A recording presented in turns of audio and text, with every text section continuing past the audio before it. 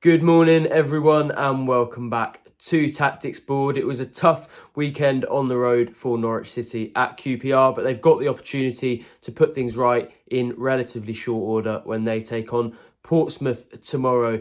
You know the drill on Tactics Board. First of all, I'm going to take you through Johannes Torp's team and what I think he'll choose for the 11 for the game. Then we'll take a closer look at the hosts, the strengths and weaknesses that Portsmouth will bring to the game and how strategically things could play out. And then I'm going to take a look at whether really it's time for Norwich to go a little bit more direct away from home, as Johannes Torp suggested they might after the QPR game. Plenty of interesting topics to get stuck into, but first of all, I'm going to give you my predicted 11. So without further ado, here it is.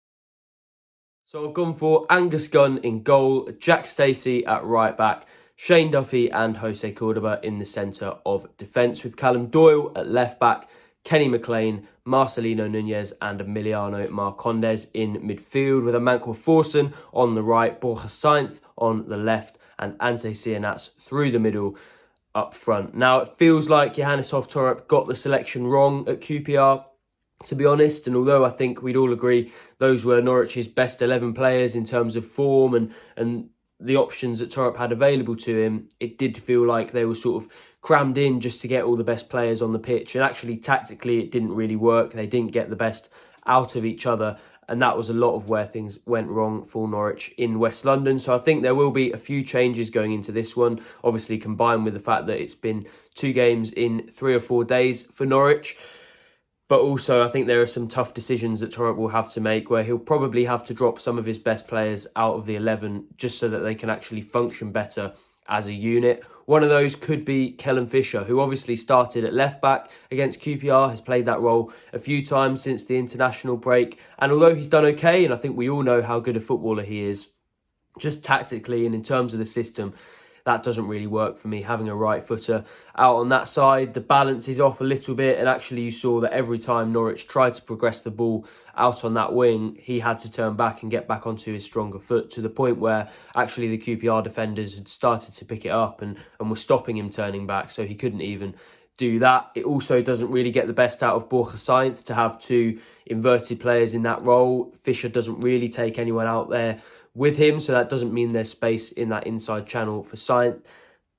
And I think when you add it all up, the number of problems means that probably Torp going into this game will have to make a decision between Fisher and Stacey. And I think long-term, Fisher does work better for what Norwich want to do, and I can see him being the first choice over Torp's reign.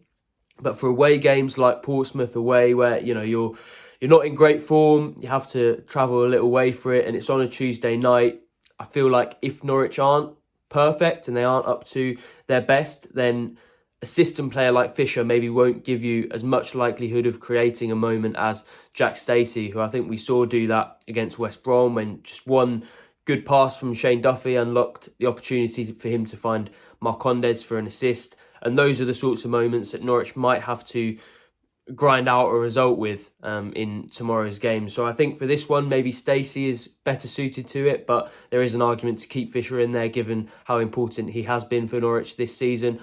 In the long term, I think it will be him, but for this one, I'm going for Stacey. And then the other area that we have to talk about once again is midfield. And we were all talking about, out of those 4 options, Slimane, Marcondes, Nunez and McLean, who would miss out at the weekend.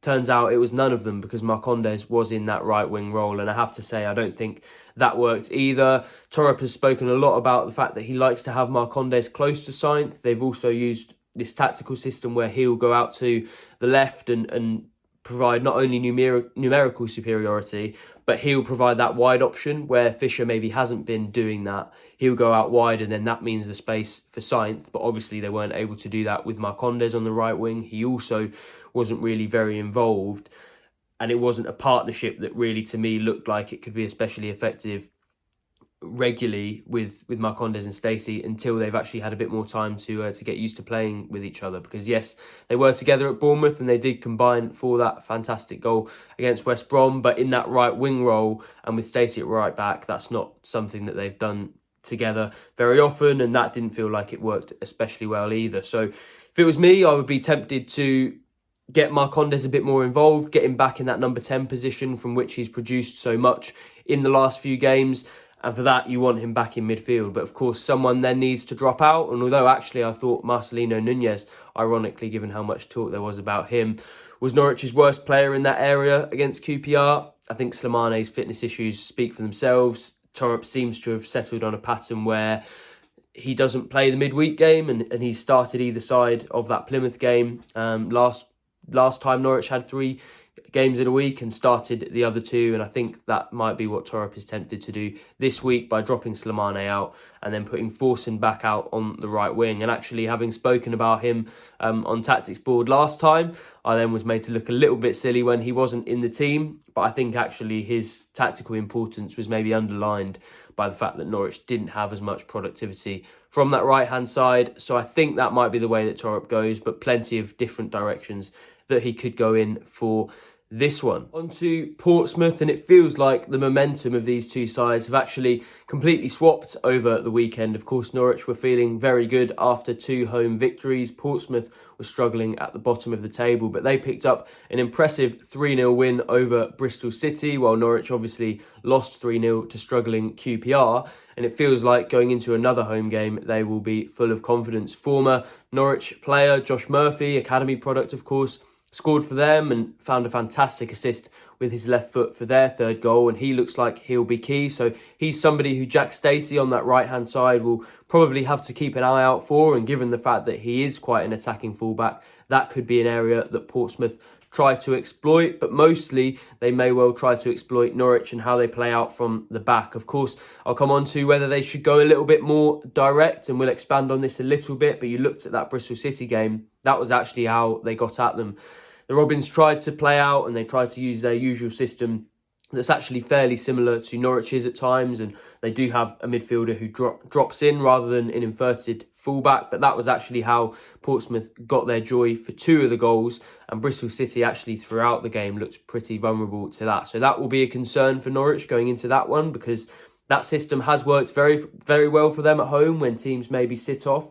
But going away, they've always struggled. And against a team who have just exploited that weakness very well against Bristol City, it looks like things are set up in that sense. But I'm sure Torup has been looking at that and thinking about ways to maybe deal with that. And that might be where his thinking about whether Norwich should maybe go a little bit more direct has come from. So we'll come on to that in a little bit. But that feels like an area that Norwich really do need to adapt to and need to think about if they are going to keep playing out from the back and going with those short passes the whole time, or if they maybe start by going into Ante Cianat's a little bit earlier, adapting things so that they aren't so vulnerable to that. And that definitely felt like something that Torup was open to after that QPR game. But otherwise, Portsmouth will be fairly solid defensively. If they fail in that first press, they'll drop off and they'll soak up pressure, which they've done fairly well when they've done well this season, as you may well predict. But obviously at times they have lost fairly heavily. They haven't done it especially well, and it does feel like their defence hasn't been on it the whole time. So if Norwich can keep playing their game, if they can get into the Portsmouth half and control things from that perspective and from that area of the game, then they do have a decent chance. But that's why it feels all about if they can get through that first press and then have the opportunity to do that. Because if they can, then Portsmouth are certainly vulnerable. But they are growing in confidence. They're growing actually in their performances, which have improved over the season, and they'll feel fairly good going into this one. Now, I spoke about Torup's comments after the QPR game, where he suggested maybe that his side would go a little bit more direct and would consider that away from home. So I'm just going to show you that clip as a little bit of a reminder before we get stuck into what that might mean for Norwich tactically. It's important to address what is it in our approach that we can do as a team collectively, so we make sure that the first 25 minutes of a game like today, we don't just stand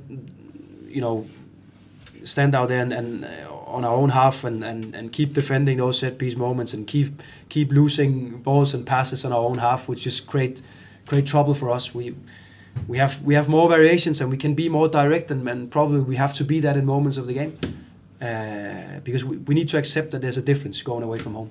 There you have it. Torup clearly feels that his team could do with going a little bit more direct at the start, taking fewer risks and maybe playing themselves into confidence and form away from home before they then try to play their football a little bit better later on in the game, when maybe the opposition team is a little bit more worn out, they can't press as effectively. And it feels like actually that might be a decent solution when you look at some of the passing options that they have. They're likely to have Callum Doyle, maybe even Jose Cordoba in that defence to play those passes. And it feels like in terms of those long passes, they have some decent talent to do it. We know Kenny McLean played that role for Norwich last season as well. But the concern for me comes from who's up front. And I think if Norwich had Josh Sargent available, then they would be in a pretty good situation in that sense. Obviously, he's a decent physical profile, and although I think he's still better running in behind and exploiting space left by playing out from the back, we've all seen, that he has got that aerial prowess, that he probably can hold defenders off and keep the ball up there while his teammates run behind him and get up with him. But obviously he's injured at the moment and not expected to return until the new year. So it most likely will be Ante Cianats in that central role. And although he's growing in confidence and his performances are getting a little bit better, probably should have had a goal for when he put the ball in the net and it was ruled out for offside in that QPR game. But aerially, it still feels like he needs to improve, not only up against defenders, but actually when he has the opportunity. Borja Sainz chipped a lovely ball over to him and he was completely free at the back post, and he strangely decided to go with his right foot for that one rather than his head. And also he was beaten to the ball a few times by Steve Cook, by Jimmy Dunn in that QPR defence, and it doesn't feel like in the physical championship he's really that good at that role of winning those aerial duels, and that would be where the concern would come from in terms of those long balls. But also Norwich can do it by firing it into his feet. And of course, if Portsmouth, do have a sort of dense press, then it's going to be difficult for them to do that. It depends really on tactically how they set up. But if Portsmouth expect them to play out from the back with short passes as they normally would, then actually that's when the space might open up to fire those passes into Cianats' feet. And in that situation, he might actually be pretty good at that. So that would be the solution for me if they want to go a little bit more direct. And I think when we say direct, it always feels like long balls and aerial, but they can do that just by sort of taking chances with firm low passes into people's feet. But obviously you have to be very careful when you do that, because if you try that and it doesn't come off, then the opposition team has a lovely, nice, firm pass into the midfield that they can then rush onto and create chances from. And we've seen from Portsmouth's win over Bristol City that they can be very effective at that. So that feels like where the game will be won and lost. And how many times this season are we talking about playing out from the back? I do think it will be effective for Norwich in the long term. We've seen how it can pay off this season. But from Torup's own admission, it sounds like they might go slightly different tomorrow. And it will be interesting to see how that pans out. Of course, we'll have every facet of the game covered across our channels. So if you haven't already, go to pinkun.com/subscribe. I'll see you before the Burnley game, when hopefully we're talking about a rare away win and a huge improvement, frankly, from that loss to QPR at the weekend. Thank you for joining me on Tactics Board, and I'll see you very soon.